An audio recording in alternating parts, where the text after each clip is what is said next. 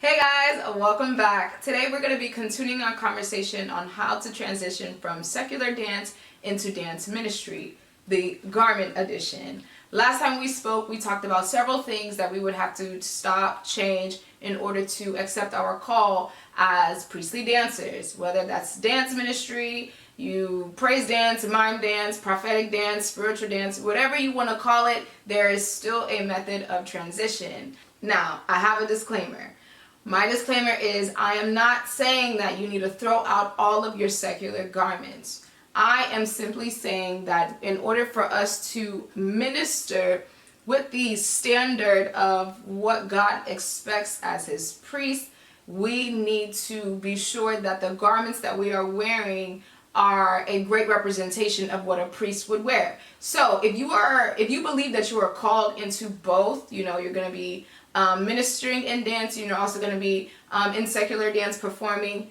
This is not necessarily saying for me to tell you to throw out those clothing. However, what I am saying is knowing the difference on how to dress from when you're in that secular arena to when you are dancing upon an altar. What I have on right now is one of my performance pieces. It looks a lot more probably on the conservative side because I did get this about a year ago, and about a year ago, I have transitioned a lot of my garments and my clothing, my performance clothing anyway. So it probably isn't the best representation of some of the examples that I want to talk about, but I'll post some pictures.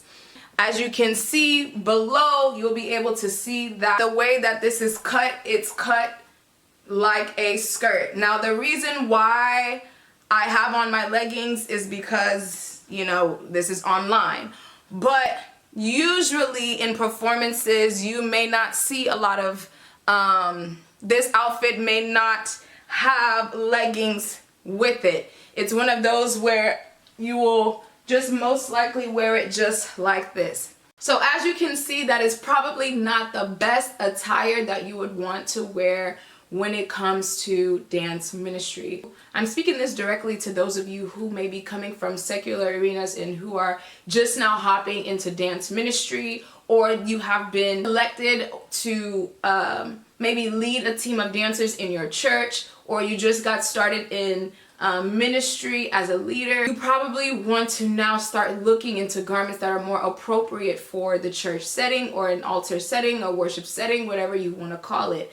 Now, the Bible says in Exodus chapter 28, "Call for your brother Aaron and his sons, Nadab, Abihu, Eleazar, and Ithamar. Set them apart from the rest of the people of Israel so that they may minister to me and be my priest.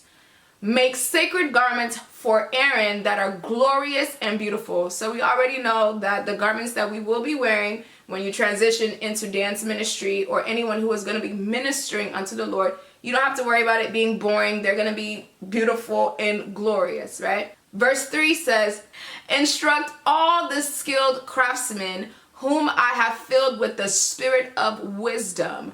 Have them make garments for Aaron that will distinguish him as a priest set apart for my service." Ta-da! Okay. Now, before we begin, I would also like to mention that every dance ministry is different. Your dance ministry is different.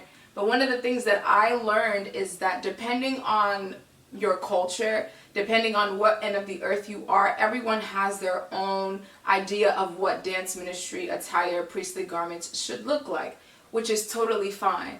But at the end of the day, one thing that we should all be able to agree on is that there is a standard for those who are going to be ministering before God, meaning that there has to be some type of coverage of body parts, some type of coverage of making sure that your garments are not too tight for those who may be in the audience so that they won't fall. The first item I'm going to talk about are leotards. When it comes down to leotards, you want to make sure that you are not dancing in leotards that look like this.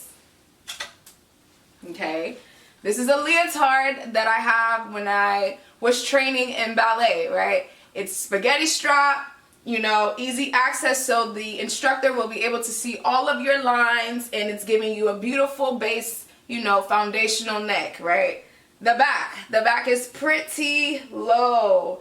So just like that garment I was wearing a little bit earlier, this one cuts a little bit lower. But you don't wear this alone by itself when you are ministering at the altar. It doesn't even matter if it's long sleeve. Do not wear spaghetti strap leotards on the altar.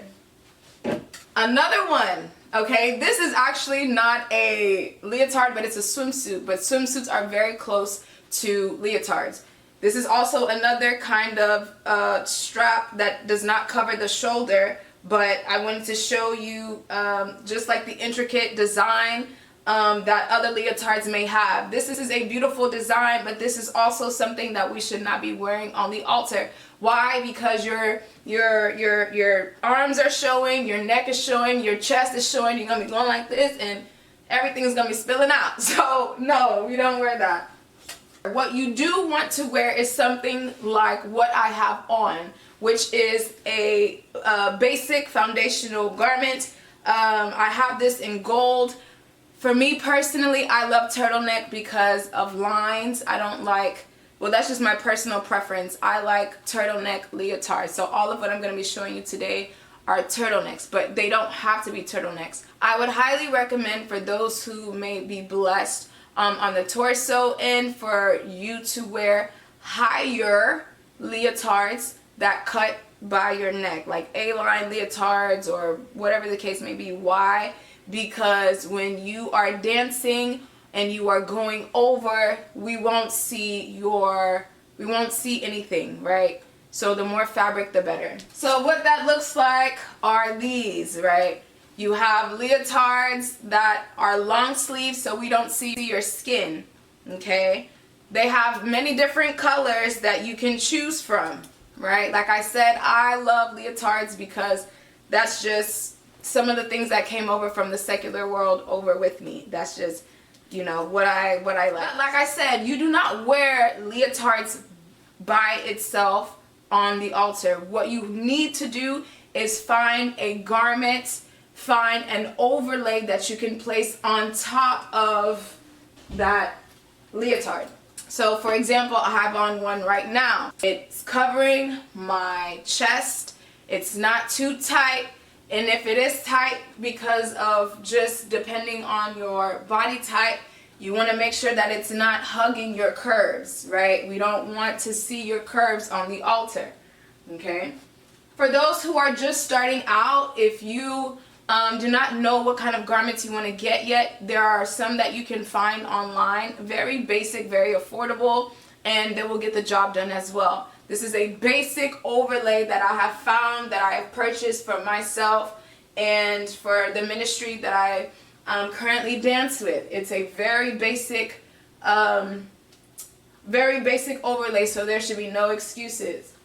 As you continue to grow in dance ministry, you'll get to understand that colors have a significance. And so for me in that season, I was focused a lot on the glory of God and the purity of God. Those were really meaningful to me in that season. And so a lot of the garments that I was wearing in that season was strictly gold and white. And so I was able to now play around with my undergarments as well. In addition to your overlay and your leotard, you want to be sure that the bottom half of your body is also up to par. And so one of the things that I highly recommend are palazzo pants and also worship skirts. Now, a lot of people like to layer the two, having pants underneath and a skirt over it.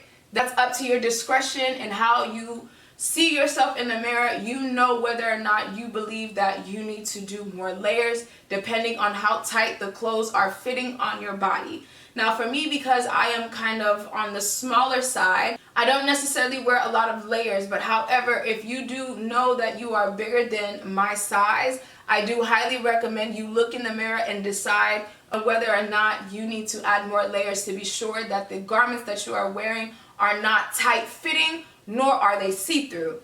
As you can see what I have on red pants, and those red pants are loose fitting, right? They're loose fitting and my behind is covered. My overlay covers both my front end and my back end, Why? Because number one, you want to make sure that the clothes that you are wearing are not hugging your front end, they're not hugging your back end. But because I'm on the smaller end, I don't necessarily have these challenges. For those who are more blessed, this is something that you have to keep in mind. And so that is why you may need to add an extra layer of a skirt on top of your pants to be sure that you don't have any insecurities, or people are not watching things that people should not be watching. Okay.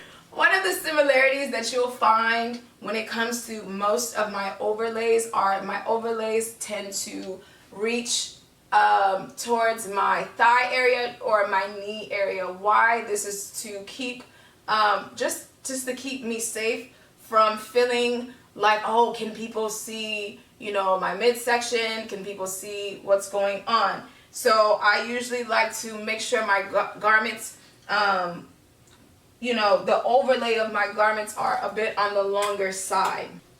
I almost forgot, y'all. Whether you are wearing pants, whether you are wearing a skirt, whether you are wearing both, most likely if you're wearing a skirt, you most likely need to wear pants underneath, right? Palazzo pants underneath.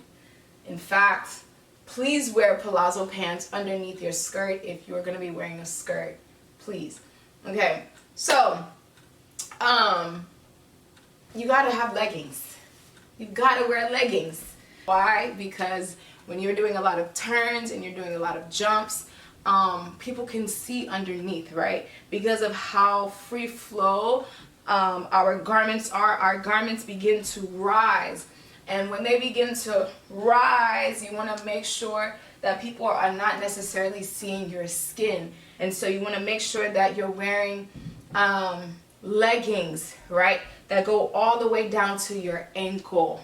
I know some people wear leggings or legging shorts that stop at your knee. It's best to wear leggings that go all the way down to your ankles. Please don't forget. Please don't forget. Please don't forget. Last but not least, my shoes. I personally love to wear shoes. This is not necessarily mandatory. Based off of your revelation or based off of the culture of the dance ministry that you are a part of, you can decide to wear shoes. I personally love to wear shoes. I believe that it completes the look, and then also for spiritual purposes, I keep my feet covered.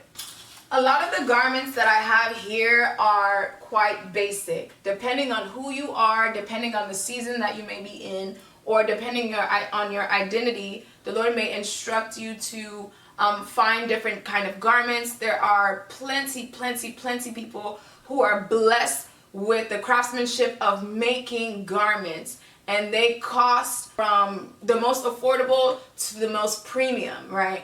And so, of course, with the more premium garments, you'll find that they're a little bit more intricate in design. And so if that is where you are in your season, go for it. But if you need something just for transitioning into, you know, dance ministry, maybe this is your first time, then you can start off by getting a lot of simple garments and work your way up. But as I mentioned earlier, a lot of this is depending on revelation, and a lot of this is also depending on your culture. Now, in certain regions of the earth, you may find that they wear a lot more dresses. But overall, you're able to tell that they are covering their bodies. Not only are they covering their bodies, the garment is glorious and it's holy and it's beautiful, right? We serve a holy God, and so a lot of the things that He's going to be requiring from us when it comes to worshiping as a minister is going to be the standard of holiness. Now, in other cultures, I understand that there may be some examples where, you know, you'll see a lot more leggings and a lot more light spirited shirts, which is their culture. However, you have to understand your identity, who you are, who you're called to, and the weaknesses and the strengths of those that you are called to. And because of that, I have chosen to just continue in the convictions that the Lord has given me and those that I am called to. So yeah, I hope this video helps. Please meditate and ask the Holy Spirit, what do you desire for me to look like as your dance minister?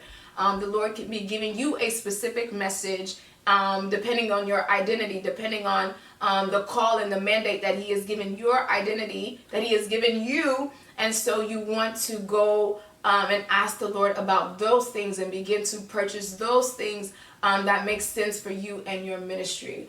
I am just here to give you an example of what I have, an example of how I transitioned from secular into dance ministry and where I am now. And so I really pray that this blessed you. Thank you guys for watching, and I'll see you guys back here very soon.